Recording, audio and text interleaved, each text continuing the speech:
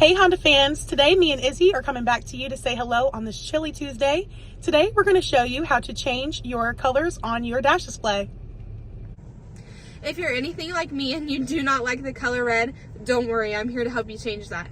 It's super easy. You come over to your touch screen, you're going to hit settings, then system, and then background color. You hit that once, it's just saying this is going to change it for all of your screens. Hit next. And then you have your choices of blue, amber, red, violet, or blue-green. Personally, this one's my favorite. Then you hit OK, and everything is switched. All right, thanks for watching that video. If you have any video suggestions, make sure to comment below on our YouTube, Facebook, Instagram, and Twitter. See you next week, fans.